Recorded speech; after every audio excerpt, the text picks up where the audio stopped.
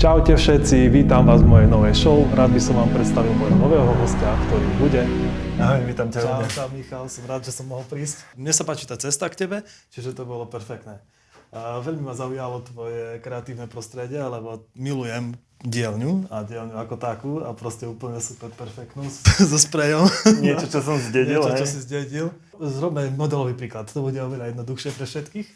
Chcel by som stolík do obývačky, nejaký luxusný, s nejakou super špeciálnou povrchovou úpravou, mohli by tam byť nejaké kamene, dajme tomu, niečo tam bude, hej? Taký terázo štýl, čo je teraz moderné. Čiže povedz mi princíp, prídem za tebou, alebo ty prídeš za mnou, alebo sa stretneme v interiérovom štúdiu.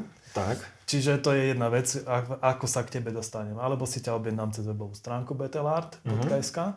Posedeli sme spolu, ukázal som ti svoje návrhy, nápady, dizajny, Pinterest, vykradnutia a tak ďalej. Teraz ďalší proces. Ak mi dôveruješ natoľko, že nemusíme robiť vzorku, tak je to, že to prenecháš na mňa, OK, ale ak sa snažíš ku niečomu doladiť, keď je to ten stolík, dajme tomu ku sedačke alebo niečo, tak sa urobí jednoducho jedna vzorka. Čiže by spravíš niečo také? Niečo také, v takéto veľkosti, s tým, že donesiem ti to, alebo ti to pošlem, ak si niekde zďalšia, tak to sa odobrí a potom sa ide na ten výrobný proces. No, to super. Čiže sa určí farba betónu, aký agregát dovnútra chceš, či chceš ten mramor, či chceš čokoľvek. Alebo len čistý betón. Alebo čistý betón a aj napríklad aj podiel toho agregátu. Tuto je toho relatívne viac. Dá sa ešte viac, dá sa aj menej. Čiže napríklad máš čistú plochu a ak máš nejaký obľúbený kameň, ktorý sa ti páči nejaký neraz, tak ho tam viem zakomponovať, že 2 veľké kusy alebo podľa toho, že čo sa tebe páči, čo si vieš predstaviť v tom interiéri. Môžu tam byť aj kovy napríklad? Mäkšie nekorodické kovy áno. Také zlato, striebro alebo nejaké zlato, také striebro. Lepšie je meď, Nerez. mosác, takto. Nerez? Ak vidíš tam vzadu, tam mám s meďou. Mosác, pardon. S mosadzou. Tá sa relatívne dobre brúsi, dá sa do dobrého lesku. Čiže dobre sa s ňou pracuje. Čiže kľudne nejaká čiarka, alebo aj nejaké logo. Technicky tento, alebo aj do toho kľudne sa nejaké to logo. dá zakomponovať aj potom nejaké, neviem, v dnešnej dobe moderné bezdrotové nabíjačky, alebo nejaký ledkový pásik. Tie bezdrotové nabíjačky. To je len nápad, hej?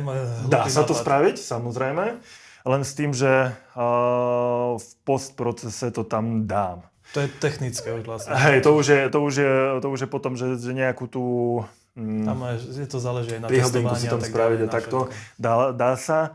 Ten betón, neviem, ako by sa to presne správalo, ešte som Tak to podľa mňa to je neskúšal. taký proces ako umývadlo, lebo som zo pár takých videí videl a za pár tých procesov, ako liali si vlastne všelijaké stolíky a tak ďalej do kuchyne, do kúpelky a tak ďalej.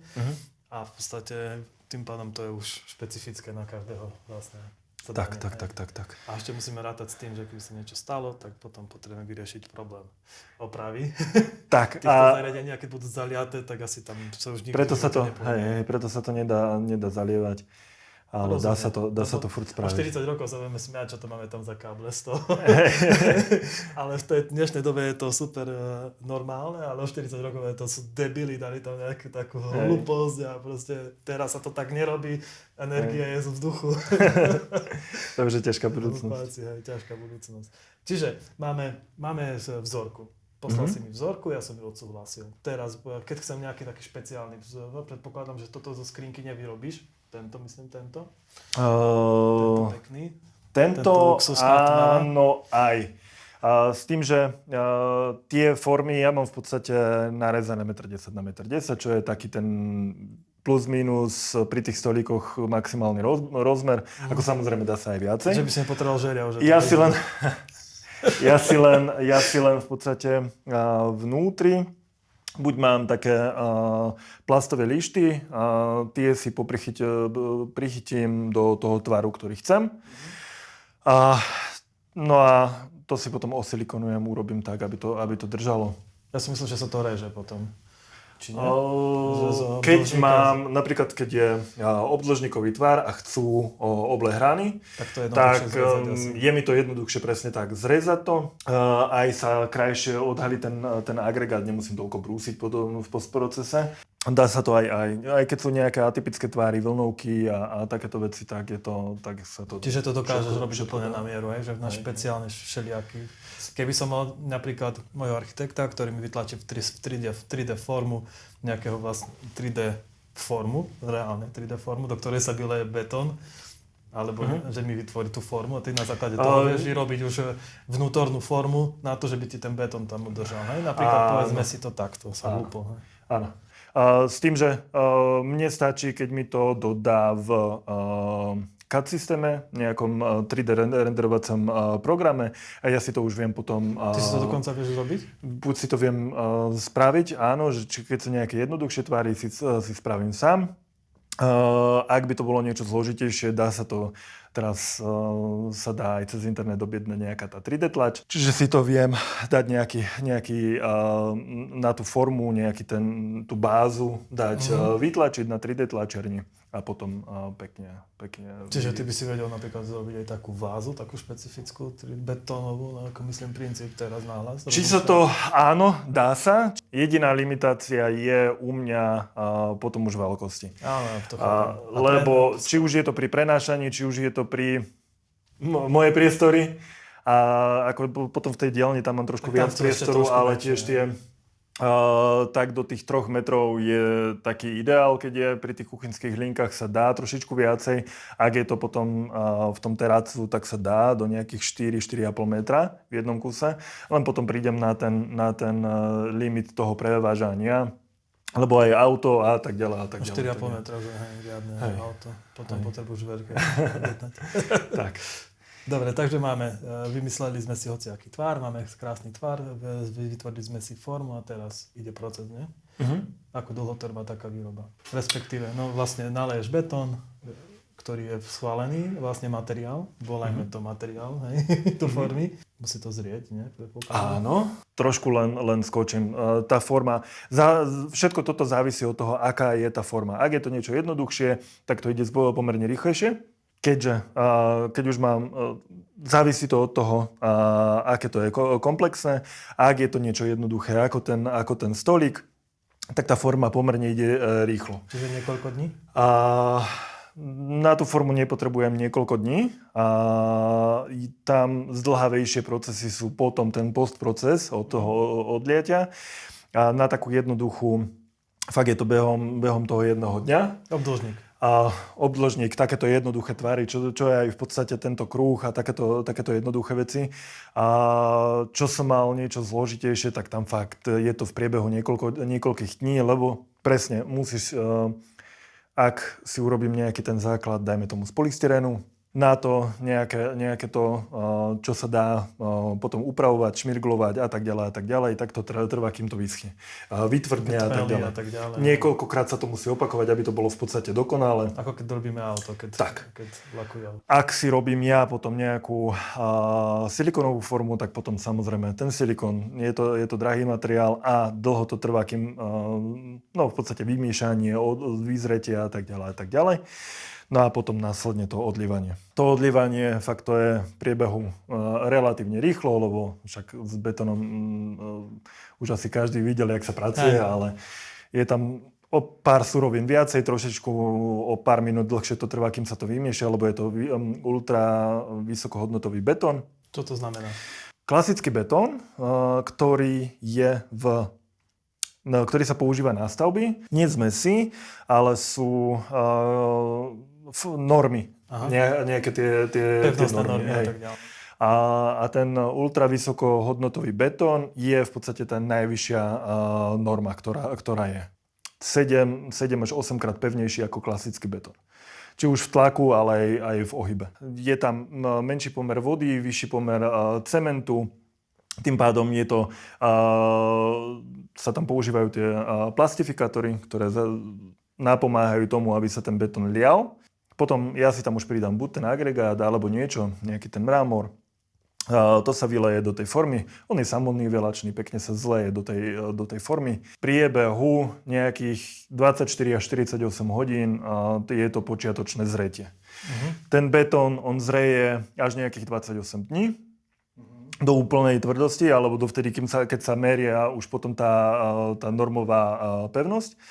No a ja ho dokážem, on má nejakých 30-40% tej konečnej pevnosti už po tých pár dňoch. Tak do 7 dní už môžeš s ním pracovať.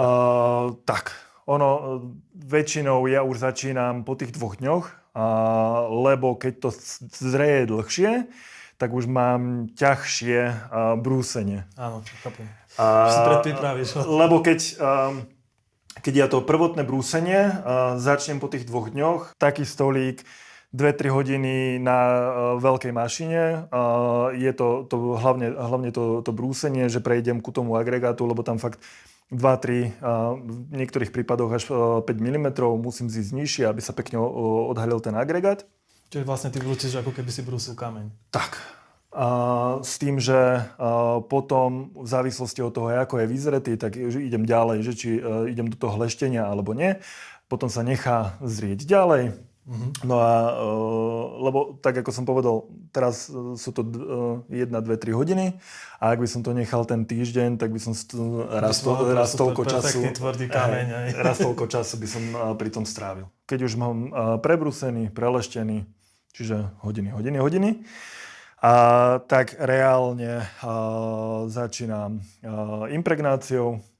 Tá impregnácia potom uzavrie ten povrch, lebo takže sa to ešte niečím natiera, hej? Tak, a vlastne nejako... aby to bolo odolné voči olejom, voči... To sú také penetráky, alebo čo to je vlastne? Čo to je také Áno.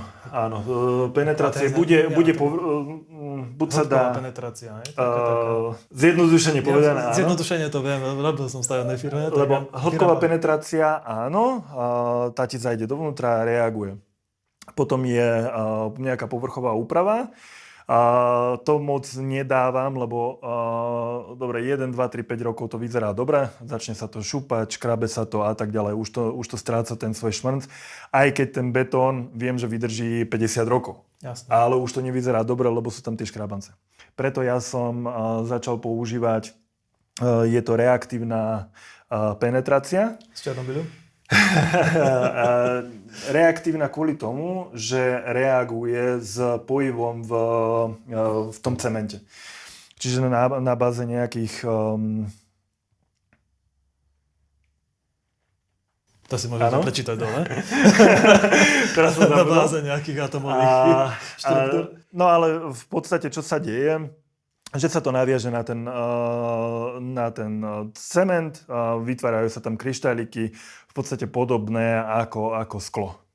Čiže sa uzavrie ten povrch, nedostane sa tam olej, voda. Ešte takto. Olej, voda a takto nedostane sa dovnútra.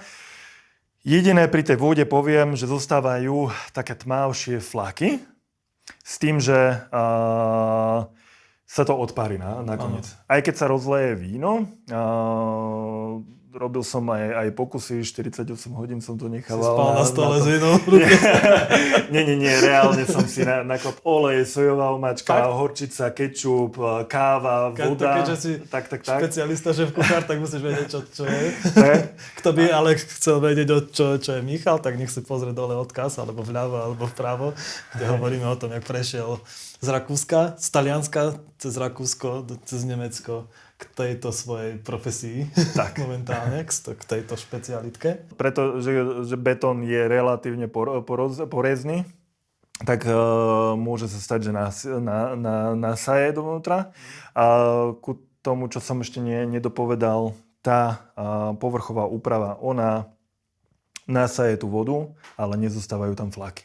Že na chvíľočku sa môže spraviť nejaké to vlhké miesto, ono to nie je chvíľočka, ono to je tak fakt po 2-3 hodinách, keď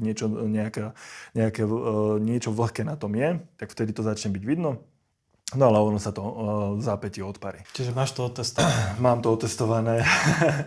To je základ, čo som sa chcel spýtať. Aj ten betón, keďže to je tá najvyššia rada, tak je odolný voči oderu, áno, nasiakaniu a voči kyselinám. Jediné, čo je, tak kyselina chlorovodíková, čo sa najviac vyskytuje v odstraňovač vodného kameňa. Čiže na to vždycky upozorňujem. Tak. Kameň, alebo máte vodný kameň bez vody. tak. Ono v podstate tam vzniká to isté, ako je vodný kameň. Preto tie kryštáliky ono to rozpustí do určitej miery.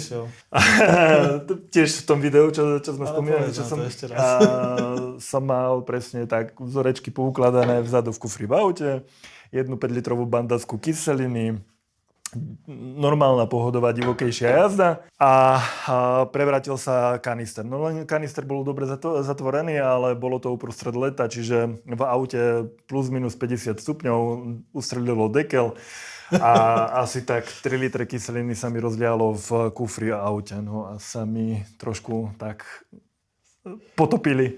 Potom si mal utopené. Hej. Ono ako nerozožere to úplne, lebo tá kyselina... Ale zničí tú povrchovú práve. Tak. Lebo vlastne, nie je to už také lesklé, presne. Čiže ty používaš kyselinu chlorovodíkovú, ako si pamätám, že na zdrsnenie povrchov a vlastne na vyťahnutie nejakých detailov. Hej? Čiže toto sa môže stať vlastne s tou kyselinou, keď v podstate v tom, jak sa to volá tento?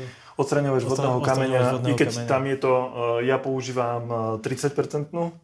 A tam je možno 1-3%. Ale v podstate, keby som nechal handru so stravňovačom vodného kameňa tak si môžem zrobiť fľak alebo niečo. Presne tak. Ono zostane len, je to taký pololesk, nikdy nejdem do vysokého lesku. Dalo by sa, ale nejdem, neodporúčam to moc. S tým, že by tam zostal taký matnejší povrch, ako je ten okolitý. Ale keďže mám jar alebo nejakú takú klasickú vec, pretriem to s žinkou. Sávou tomu neublíži. Postupem potom pochodím, môžem sa na tom korčuľovať, ak pozerám, čiže je to super. Čiže toto je jediný problém. No, neodstraňujte kameň z kameňa. Tak. To je základ. Neodstraňujte kameň z kameňa. Tam je to jediné, takto pri stolíkoch tam to nemá prečo kto používať. Jedine, keď sú... No nikdy nevieš. Ako áno. Hovorím chlapový prípravok, že utri toto a utri všetko, celý byt z jednou handou. S tým, že raz sa mi to stálo u mňa doma, moja žena kolo umývadla, robí sa tam s vodou, takže čierne umývadlo máme, takže na tom to pekne vidno, takže nastriekala trošičku aj na tú pracovnú dosku, tak tam bolo vidno také flaky. A nič sa nedeje, vždy sa to dá znova preleštiť, pretrie sa to znova tým impregnátom a nedalo by sa to napríklad, keď chcem nejaké umývadlo, potom ešte uzatvoriť.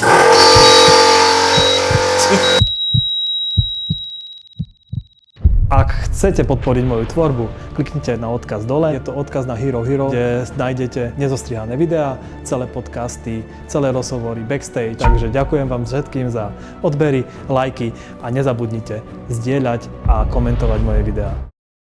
Ten vodný kameň viac menej na tých batériách, tie umývadlá, keďže sú naimpregnované, tak sú vodoodpudivé, alebo sa urobia pekne také guličky ako ten lotosový.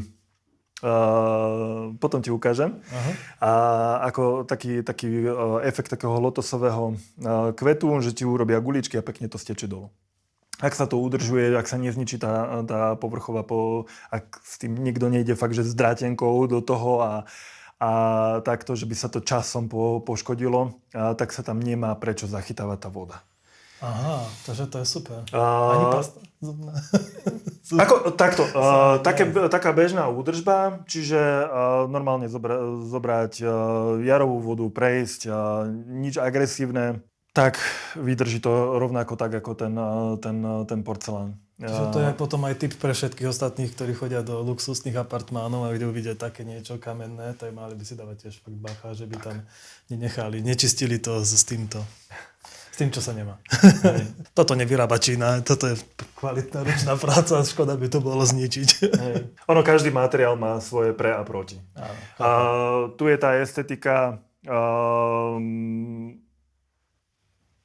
trošičku iná ako pri tom porceláne. Toto je trošičku náročnejšie na tú údržbu. Nevravím, že je to nejako zložité, ale proste pretrieť ho, nenechávať tam náschval niečo špinavé v ňom. Trošku sa to postarať, lebo si to zaslúži. Takisto ako keď si dá niekto drevo do tej kúpeľne, tak sa o ňo musí starať. Áno, presne tak. Je to proste o tom, že chcem to, mám to, tak viem, že prichádza s tým nejaká tá údržba. Super, čiže máme už napríklad, čo sme zrobili? Máme stolík, vyrobili sme povrch, vlastne dosku betónovú, ktorú sme nejak sformátovali. Koľko dní sme to vlastne pracovali na to možno?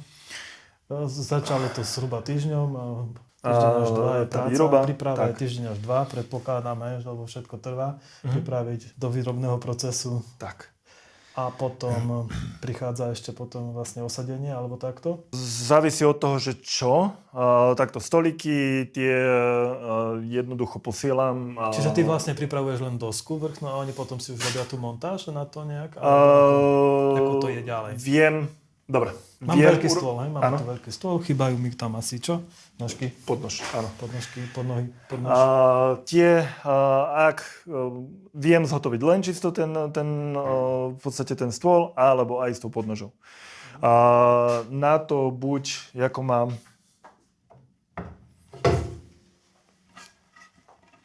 Pekne dubové nožky. V podstate ty si sfrezujem, spravím tak, ako mi pasuje. No a ošetrím olejom, spraví sa v podstate podnož a buď ju skladám, závisí od toho, že čo to má byť. Tiež od toho dizajnu, hej. Buď spojením nejako s tým kovom, alebo... Hej, to je tiež pod jeden. Takto, naopak je. Takto? Tak. No, tak. Veľmi pekné. Alebo potom ešte také s tým drevom. S tým drevom. A nebudem to vyberať. To sú trojnožky. Tak. Keď to spadne, tak bude to trošku húk. Čiže robíš aj podnožky a vyzerajú celkom super, lebo sa mi to páči. Toto ešte pracovná asi verzia, ešte bude natieraná. Dobre. Tak. Čo sme ďalej zabudli? Tým pádom, ak je to ten stolík, tak pod nože tým pádom sa to finišuje. Ak je to cez e-shop, že si niekto objedná, zabalím, posielam kuriérom. Zmontované, predpokladám asi. Ak je to takáto kovová podnož, ako si ukazoval, tak áno. Tu mám namontované na tom, ide to na také malé palete. Preto som sa chcel opýtať. Tak, väčšinou to dávam na drevo. Kvôli preprave, aby sa to nerozbilo, lebo však poznáme, ako to funguje. A tak máš výhodu, lebo toto len tak dvihne. No a práve tým, že to je ťažké, aby keď s tým hodia, tak by to bolo zlé. Ja si to vždycky poistím tým, že to dávam na nejakú drevenú konštrukciu. Zabalím to poriadne. No a väčšinou tie nôžky už sú namontované na tom. Ak je to nejaké spojenie s tým drevom, tak šrobky, nejaký ten popis, áno, taký IKEA návod, alebo nejaký len taký stručný popis, že čo spraviť, ale väčšinou u mňa to je len do predpísaných dierok 10 šrubiek a to je všetko. Takže... A keď je to pred architekta a pre dizajnové štúdio, tak predpokladám, oni presne vedia, kde to chcú dať. Tak už predtým bol ten proces podľa mňa veľmi dôležitý a dôkladný. Čiže tam si už pripravení a oni dostanú vlastne polotovar, ktorý ho vložia do niečoho, do kuchynskej linky alebo kdekoľvek inde. Alebo idem sám na tú montáž, ak je to nejaká kuchynská linka, alebo nejaké vstavané umývadlo, alebo niečo podobné. Čiže robíš aj montáž tým pádom, hej? Ale to už je extra, potom predpokladám. Po dohode. Áno. Ak si vedia zabezpečiť tú montáž sami, tak nemám s tým problém. A radšej som, ak si to montujem sám, lebo viem, že sa tomu nič nestane. A potom sa nikto nevyhovará jeden na druhého, že tak ako to vie fungovať. No mne sa ešte páči na tých tvojich produktoch, hlavne keď som mal rozhovor s nejakými interiérovými štúdiami, s jedným konkrétne v Spišskej Novej Vsi.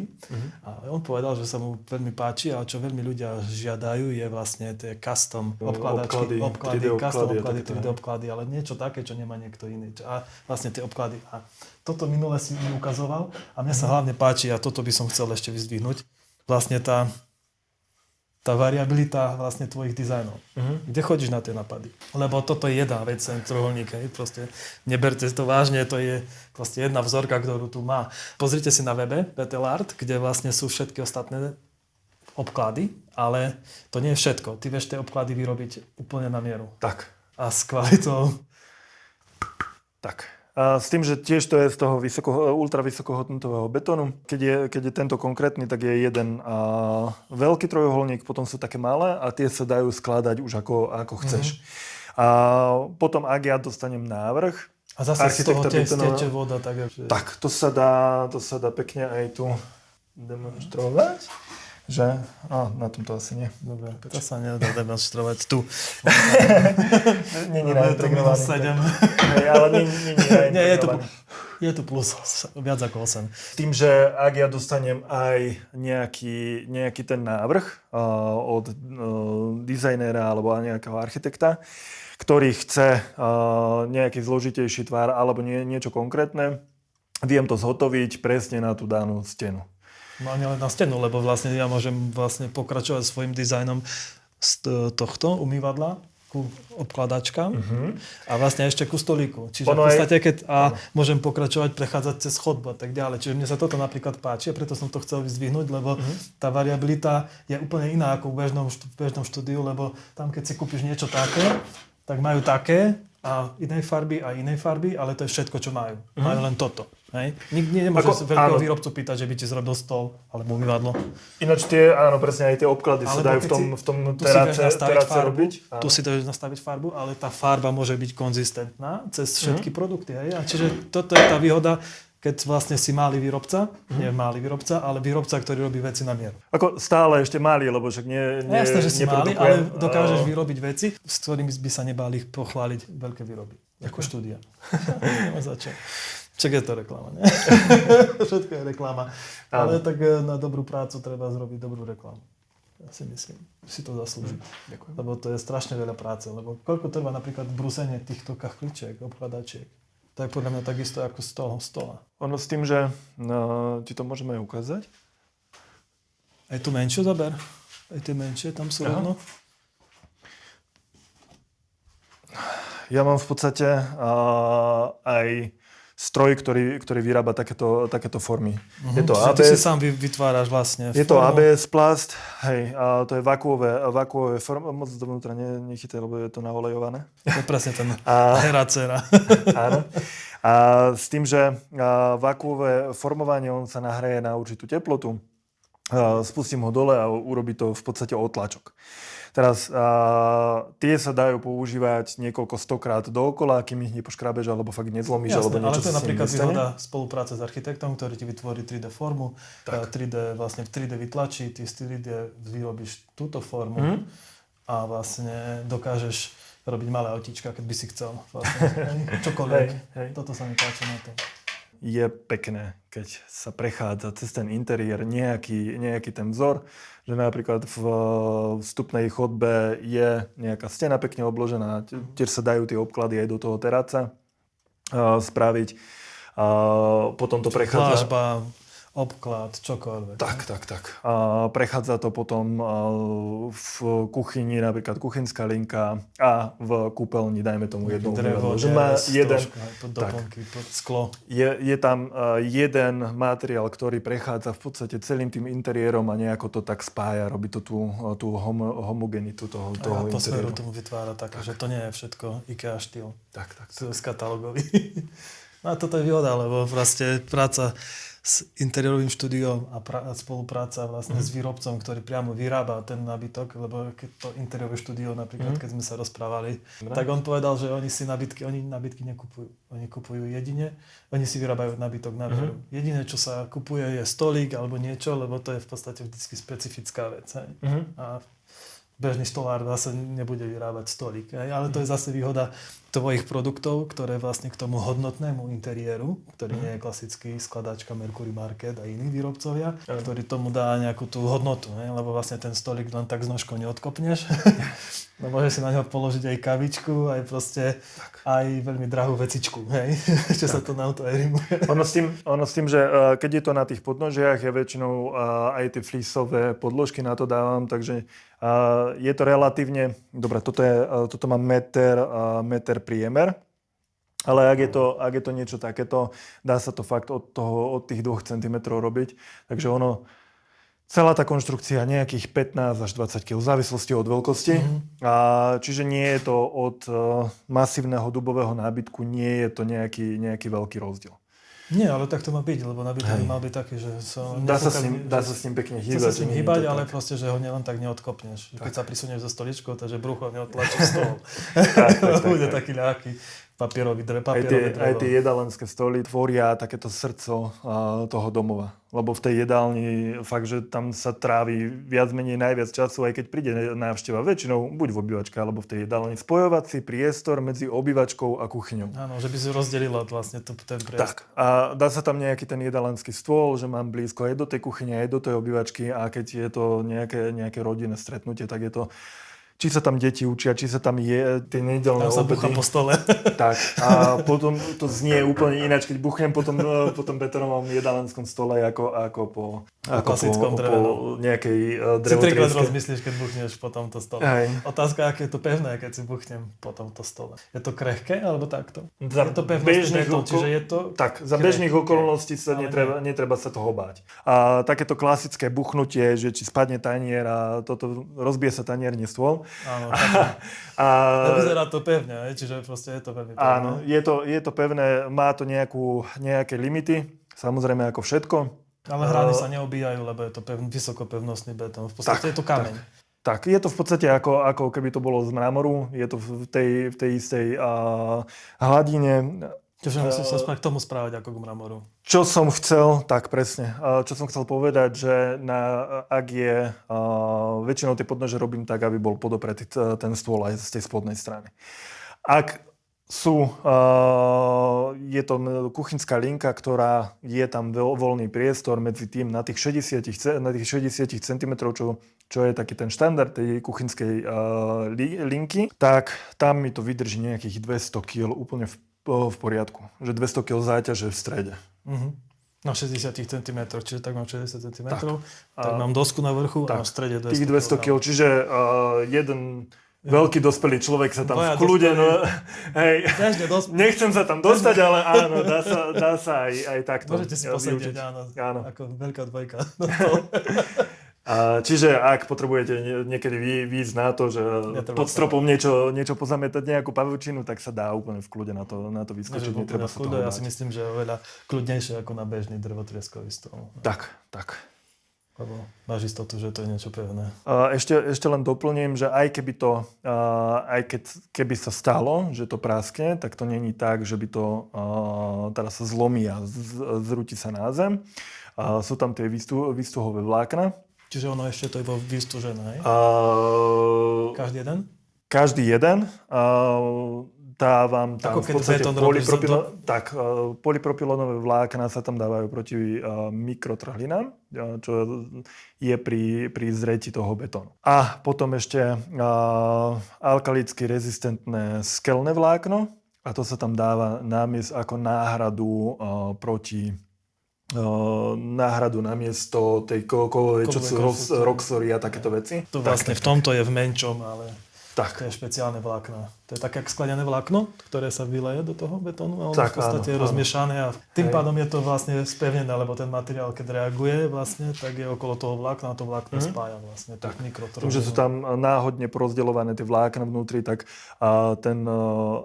keď je tam to pnutie, tak ten materiál nepovolí, alebo keď aj nastane nejaká, že aj napomáha absorpcii takých tých náhlych nárazov. Keď niečo spadne alebo čosi, tak to pomôže rozptýliť ten tlak na to. Super. Čo by sme mali ešte ďalšie vedieť? Čo by si mi chcel povedať, ukázať alebo tak? Potom veľakrát sa mi stáva, že sa ma pýtajú, že či tie farby sú stále. či sú UV stále. Sú. Tým, že používam oxidy železa, čiže je to ten materiál ako taký je celý zafarbený a je UV stály. Že to nie je len farba na vrchu natretá, ale ten betón má, či akokoľvek hlboko idem, tak je v podstate jednej farby a ten nevyšarie na tom slnku. Super, môžem to aj natrieť? Teraz otázka, keď si začal s farbou.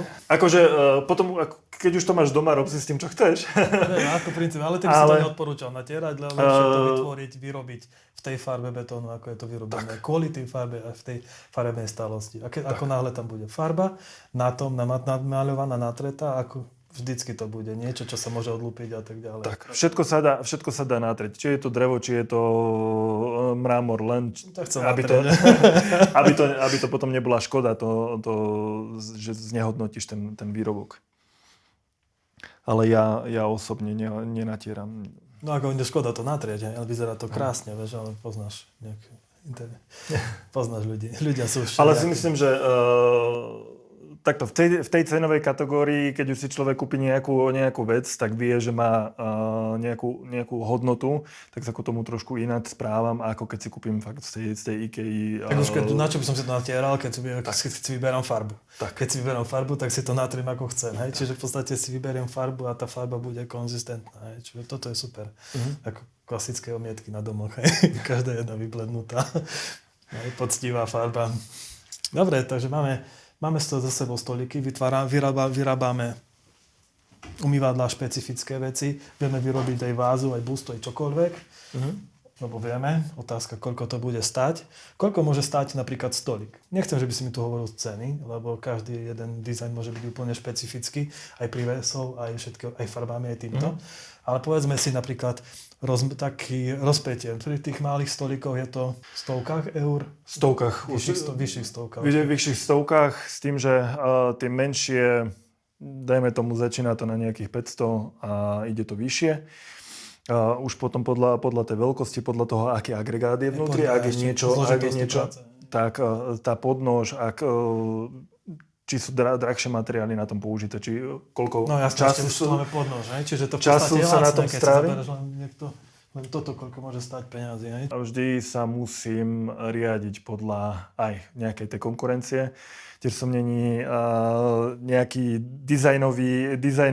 ešte nemám nejaké dizajnové meno, ako niektorí talianskí návrhári, ktorí dajú stôl za 10 000, kde by som sa rád určite dostal. Tak toto je podľa mňa oveľa lepšia cesta. Ja idem po tej kvalite a to, aby ten človek bol spokojný s tým. Nejdem do toho len, aby som zarobil. Mňa tá práca baví, preto to aj robím. A mám dobrý pocit z toho, že ten človek má niečo, čo si mohol reálne dovoliť, má niečo unikátne, čo nikto iný nemá. Mám zaplatený aj svoj čas. Keď si zoberiem tú náročnosť práce a ten celý proces, ako dlho to trvá, ja si myslím, že tie peniaze sú úplne že smiešné, ešte by som povedal. Máš na takom malom stolíku pracovať 3 týždne a potom v podstate ho predať za 500 až 1000 eur, dajme tomu, aj s podnožou a neviem s čím všetkým, tak ja si myslím, že to je veľmi dobrá cena, pomer cena, kvalita a proste jedinečnosť. Ja viem, že ich robíš viacero, hej? Ale pointa je, že si zober, že tých 500 až 1000 eur bude náklad na materiál bude minimálne 500 a na robotu ďalších 400. Ale za tento vysokohodnotový tam je to 10-násobne vyššie. Na toho materiálu je fakt, že dajme tomu jednu vrecku cementu a tak ďalej. Cement používam ten najvyšší, čiže plus ten agregát, plus tie ďalšie veci. Takže vyššie sú tie náklady ako na klasickom betóne, ale stále to nie je také hrozné. Najviac je na tom tá ľudská práca. No, brúsenie, leštenie, tie veci dookola. Príprava formy. Tak. Príprava, konzultácie, namiešanie farby, stálosť a tak ďalej. A know-how hlavne. Koľko rokov sa tomu venuješ? Teraz už to bude 5 rokov, čo sa tomu venujem, s tým, že tie 4 roky boli také hobby, moje posadnutie, že keď sa do niečoho dám, tak idem do toho naplno, ale viac menej to bolo o skúšaní, o tom, že nájsť si tú receptúru, nájsť si aj tie materiály, lebo tu na Slovensku je to veľmi, veľmi ťažko dohľadateľné alebo kúpiteľné. Lebo väčšinou je to tak, že musím brať napríklad pri tom plastifikátore 200 litrový súd. Jasne. Čo ja, keď som si robil len nejaké veci doma, keď som to skúšal, tak to bolo nepredstaviteľné, že na čo zobrať a tiež tie položky stoja veľa. No tak ako tu máš jedna vrtačka, jedna pila, potom máš kompresor, potom máš neviem čo, potom máš zváračku, lebo železo, potom máš brusičku, potom máš jednu brusičku, druhú, tretiu, štvrtú, piatú, šestú, 17 X, hej, do okrúhla, do oblúku. Potom ešte keď budeme v dielni, tak... Čiže tam to je úplne, tam to vidno vlastne všetko. Tam sú iné peniažky. Aj to všetko stojí, aj nejaké tie priestory, aj energia, aj tak ďalej. A energia v dnešnej dobe. Napríklad koľko stolíkov si vyrobil? V desiatkách? Stovkách? Zatiaľ je to v desiatkách. V desiatkách? Nie je to v stovkách. Takých veľkých stolov? Jedalenské stoly asi 4. 4. Čo sa týka obkladov a týchto? To asi porobíš bežne? Tam je to trošku viacej, tam sú stovky metrov štvorcových už. V štúdiách si to, máš to niekde? Dá sa to kúpiť v nejakých interiérových štúdiách? Zatiaľ nemám žiadne interiérové štúdio, kde by som to mal vystavené. Ale keby si mal, tak budeš to mať na webe? Fungoval som viac menej len cez ten e-shop. Cez ten e-shop? Dosky, linky kuchynské pracovné? dosky, linky. Tam pár exteriérových bolo. Čiže je to vhodné aj do exteriéru? Tak. Tým, že to je odolný materiál, tak sa dá aj do exteriéru. A tiež pod Tatrami, takže niekoľko. Tým, že fungujem rok, tak tiež toho není nejako extra veľa. Tiež nejakých 6-7 kuchynských líniek, čo bolo v interiéri. Plus máš ešte doma. Plus ešte tu, čo mám doma, čo som... To bolo ten s tým, čo som začínal, áno, to bolo pred 4 rokmi. A stále, na to, že to bol taký ten pokusný, hej, tak ešte stále drží. A to môžeme ďakovať susedovi, ktorý prišiel okolo a ktorý povedal, že čo? Jak to povedal? No, že keď mi to tak dobre ide, že na čo chodím do Nemecka zarábať, že nech sa s tým živím, no a už to tak potom zostalo v tej hlave a začalo to potom super žiť svojím životom. Dobre, takže my sme tu prišli, ja som tu prišiel, že by si mi aj niečo ukázal. Čo ideme teraz robiť? Ja sa predpokladám, že sa si prezlečeš z tej bielej košielky. Skúsim sa nejako prezliecť s tým, že dneska tu Igor nie je. Ale chcem, aby videl, lebo tiež si zariadzujú alebo prerábajú dom, tak ma pýtal umývadlo, by chcel v zelenej farbe. Zelenej? Zelenej. Že by mu pasovalo ku mačke? Nie, budú mať také... neviem, ako to nazvať, takú smaragdovú nejaké obklady a do toho by to chcel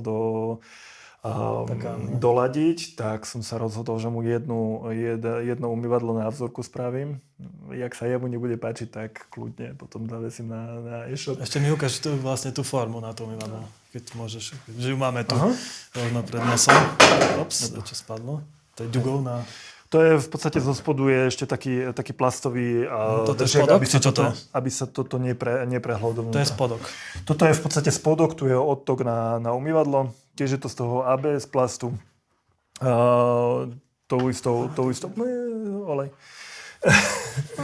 Hej. Áno, olej. S tým, že tu sa to len vyleje, potom sa to odformuje a mám v podstate... Krásne vyleje. Ak to nie je terrazzo, tak sa to len impregnuje a mám v podstate hotovo. A ešte to trošku leštíš a tak ďalej. Tak. Akorát tá forma tým, že ja čo mám stroj, tak ten tak toto už je vysoko lesklá, ne? Čiže... Nie. Akože mňa limituje pri tých mojich formách tiež môžem maximálne do 40 na 40 ísť. Ale zase to nie je problém, lebo je viacero firm, ktoré to má a ti vyrobiť. Tak. Toto mám od jednej českej firmy, že moje obklady alebo formy na obklady išli ku ním. Ja som mal potom v spolupráci s nimi svoju formu. Super, čiže To ma napadlo, čiže veľmi dobrý nápad pre vás, ktorí by chceli rozvinúť svoju spoluprácu. Ak máte nejaký B2B nápad, že chcete vyrábať vlastné obklady, tak Michal je tu hlavne ten človek, ktorý vám to môže vlastne pripraviť, vymyslieť, nadizajnovať a ešte vlastne otestovať a vy v podstate si potom len zadáte veľkú výrobu u Michala. Tak, to by sa dalo úplne. To je super. Kľude. A v podstate aj priestory, ktoré uvidíme ďalšie, tak sú na to stvorené. Hej. Super, dobre, môžeme to odložiť. Čiže teraz čo budeme robiť? Ten proces toho miešania betónu.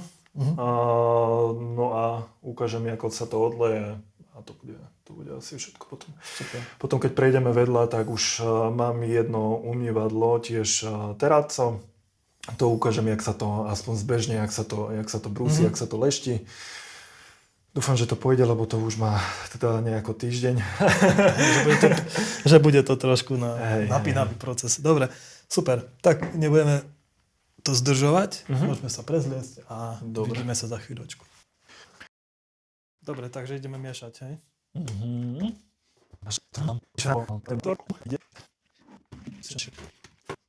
Čiže to je suchá zmes, hej? Hej, a tu je aj ten pigment, ten zelený. Oxid chloridu.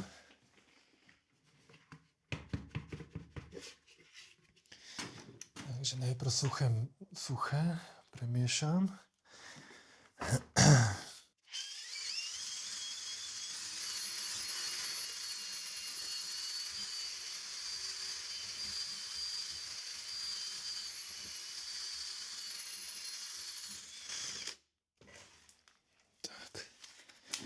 Malý podiel piesku, nech to má v čom začať. No a... Čiže teraz si dal piesok a teraz dáš vodu už? Hej. A koľko? 3 odmerky? A v podstate do vody rozmiešam už priamo plastifikátor, protizmršťovaciu prísadu a všetky tie veci, čo tam dávam. S tým, aby to malo lepšiu disperziu potom v tej hmote.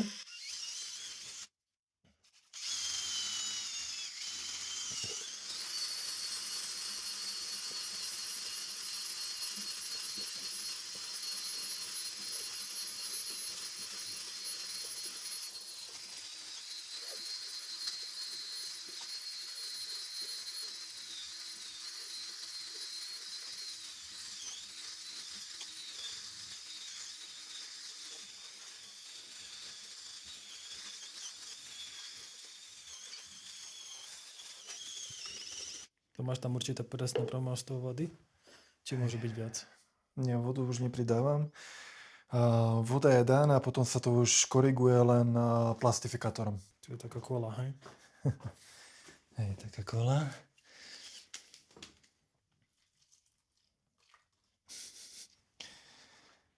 Ešte zmrznutý.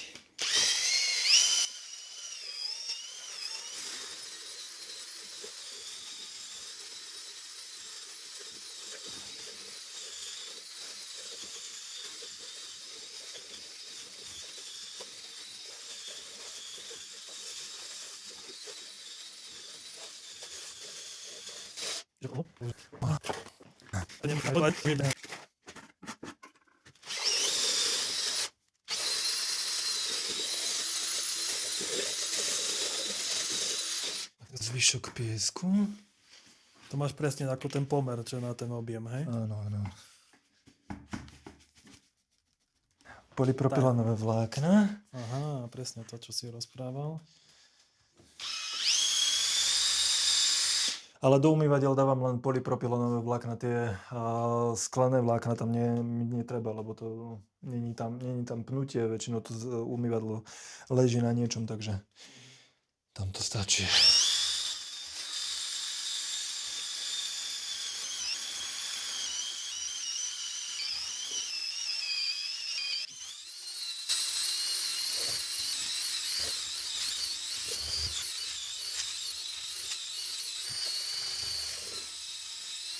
Už chápem, že prečo si chcel robiť betón, lebo to je niečo veľmi podobné, jak kašička. Konzistenciu má podobnú. A to ten plastifikátor robí to, že to je teraz taká zmes homogénna, hej? Tak, keby som to bez toho plastifikátoru, tak by to bolo len ako v takej forme ako suchý betón. S tým, že ten plastifikátor ho obalí, obratí mu ten náboj a tým pádom sa klže sám od seba preč alebo sa odťahujú. No tým pádom menej vody sa tam stačí použiť a čím je viac vody v betóne, tým je slabší. Dobre. Čiže máme? Máme hotovo, hej. Teraz čo ideme robiť? Takže jednoducho vlejeme už len do tej formy, ktorá je vyolejovaná, pripravená. Zo spodu sa dá kolíček, aby sa neprepadal stred. Čiže ten je pekne pevný. Tu sa vleje betón. Prikryje sa, no a nechá sa zrieť. Ako dlho? V takýchto teplotných podmienkach a nejaké 3-4 dní. Cez leto to môžem do 24 hodín vyťahovať, ale keď je to takto, tak 2-3 dní si nechávam určite. Na zretie. Minimálne, hej. Dobre. Čiže teraz to ideme vydiať, áno? Áno.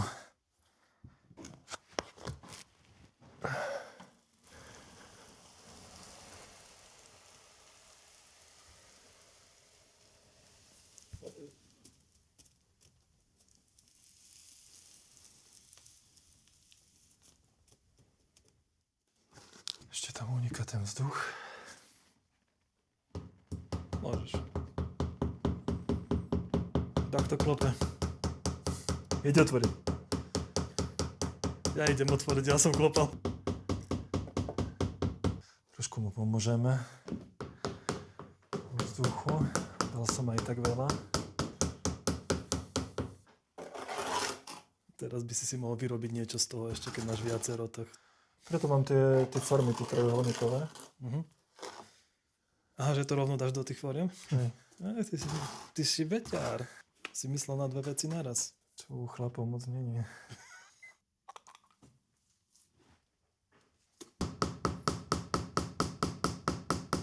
Je hotovo. Hotovo? Si šikovne vymyslel, že ešte budeš mať zo pár formičiek. Hej. Hej. Tak budeme také vzorečky. Že tu zeleno. Môžem ukázať potom, jak to vyzerá.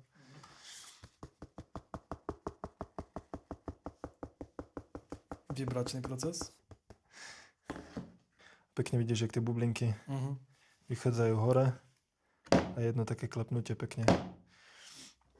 On sa ešte usadí, v podstate kým to začne úplne tuhnúť, tak tie bublinky úplne vidú hore.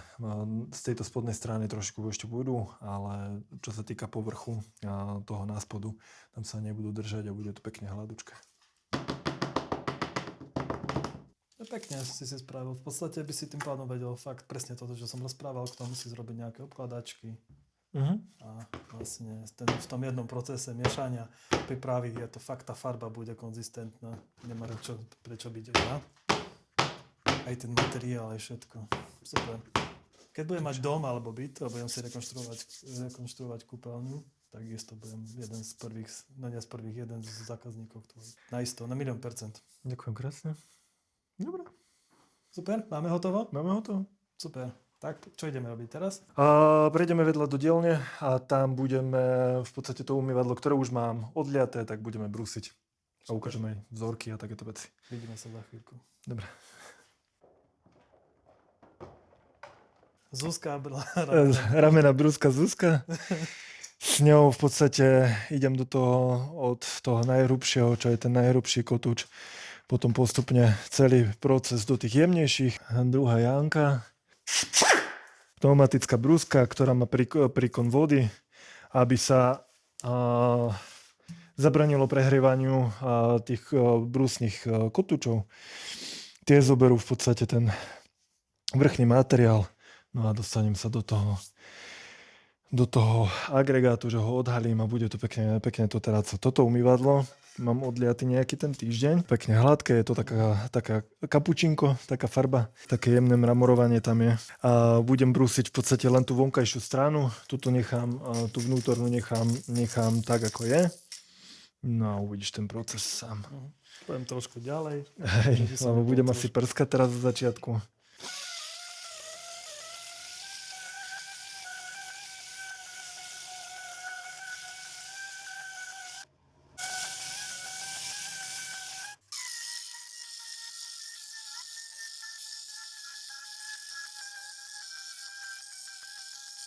Super, tak ja si myslím, že ako na ukážku je to super.